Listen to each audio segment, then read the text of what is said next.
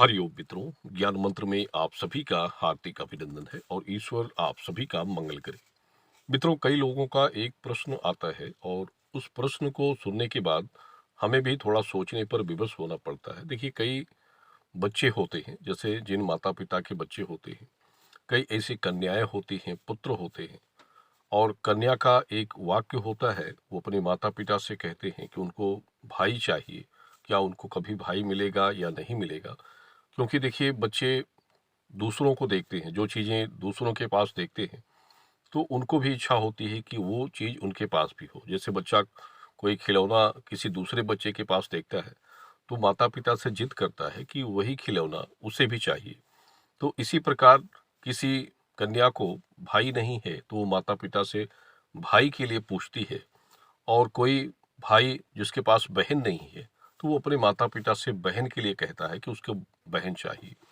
तो एक बहुत बड़ा प्रश्न होता है और ये प्रश्न जब कोई भी बच्चे अपने माता-पिता से करते हैं, तो उनको भी कुछ सोचने पर विवश हो जाना पड़ता है और उनकी भी मानसिकता थोड़ा-सा बदल जाती है। देखिए, प्रश्न ही ऐसा होता है, बच्चे भोले होते हैं, कुछ भी प्रश्न उनके हो सकते हैं।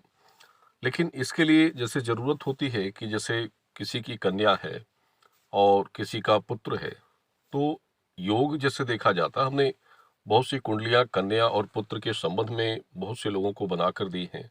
जन्म कुंडली बनाकर देते हैं, यानी जैसे व्हाट्सएप पर आप संपर्क करके जन्म कुंडली की जानकारी लेते हैं, तो उसकी एक जन्म कुंडली और भविष्य फल की जानकारी, पुत्र या पुत्री के विषय की, जो ग्रह दशा, जो भी कुछ होता है, सभी उसके विषय में आपको कुंडली के सहित बताते हैं। यानी कुंडली की एक फ़ोटो और उसकी वॉइस मैसेज में उसके भविष्य फल की जानकारी, सभी कुछ आपको बताते हैं। और देखिए, तीसरा भाव जो होता है, यानी लग्न का तीसरा भाव, वो भाई बहन के योग के लिए देखा जाता है। यानी किसी भी जातक या जातिका के जीवन में भाई बहन का योग क्या है, ये उसके तीसरे भाव के ग्रह दशा के हिसाब से पता चलता है। और एक नौवां भाव होता है, तो उस भाव पे ग्रह जो होते हैं, उसकी दृष्टि जो तीसरे भाव पर किस श्रेणी से जा रही है, यानी किस स्तर से पड़ रही है, इसको भी देखा जाता है। और किसी भी कन्या के या पुत्र के लग्न तीसरे भाव में अगर भाई बहन के कारक ग्रह योग बन रहे हैं, तो 100% है कि उसको वो सुख जरूर प्राप्त होता है। अगर कन्या के लिए है, तो उसको भाई का सुख 100% मिलेगा। अगर पुत्र के लिए है, तो उसको बहन का भी सुख 100% मिलेगा। यानी वो ग्रह के ऊपर निर्भर करता है। और एक बात ये भी आपको बता दें कि देखिए, तीसरे भाव में जैसे राहु केतु क्रूर ग्रहों की श्रेणी में आते हैं। अगर शुभ ग्रहों के साथ वो एक साथ बैठे हुए हैं, यानी उनकी युक्ति जहां तक जैसे बन रही है, तो योग होने के बाद भी उसमें बाधाएं आती हैं। यानी योग तो है कन्या के लिए या पुत्र के लिए, लेकिन बाधा हो रही है कि वो जो कुर ग्रह है, वो वहां पर केंद्रित है और वो ग्रह बाधित कर रहा है, आगे का योग बनने नहीं दे रहा है। तो उसके संबंध के उपाय अगर माता पिता करते हैं, तो उस संबंध की जो समस्याएं होती हैं, वो दूर हो जाती हैं। और ये करना चाहिए, क्योंकि ये हमारा जो एक व्यक्तिगत अनुभव है, वो आप सबको बता रहे हैं।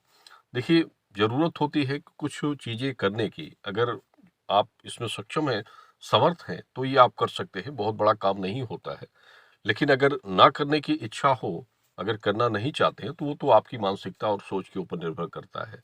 लेकिन जो कामनाएँ आपके अंदर प्रबल हैं और उसके लिए आप परेशान होते हैं, तो उसके लिए थोड़ा-सा आपको प्रयत्न भी करना चाहिए, क्योंकि देखिए, श्रम और प्रयत्न 2 चीज़ें ऐसी होती हैं कि बिना इसे किए किसी को कुछ नहीं मिलता है। अगर आप इसमें भी नहीं करने के इच्छुक हैं, तो फिर आपको कोई कामना नहीं करनी चाहिए। और प्रश्नों के उत्तर का जो प्रश्न आपके पास मन में उठते हैं, उनका उत्तर भी आपके पास नहीं होना चाहिए।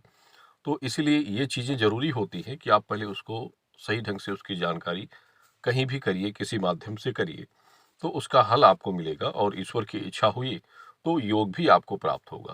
क्योंकि हमने जिनको भी जैसे जानकारियाँ बहुत समय पहले से दी हैं, तो उनका जो रिजल्ट प्राप्त हुआ है, उस रिजल्ट के हिसाब से हमें खुशी मिली कि उनको एक सही रिजल्ट मिला, उनकी कामना पूरी हो गई। तो एक सभी के लिए हमारा ये संदेश होता है कि आप उन सभी चीज़ों को ध्यान में रखकर अपना कार्य करें, निश्चित रूप से आप उसमें सफल होंगे। तो ये कुछ ज़रूरी बातें थी आप सभी को बताने के लिए।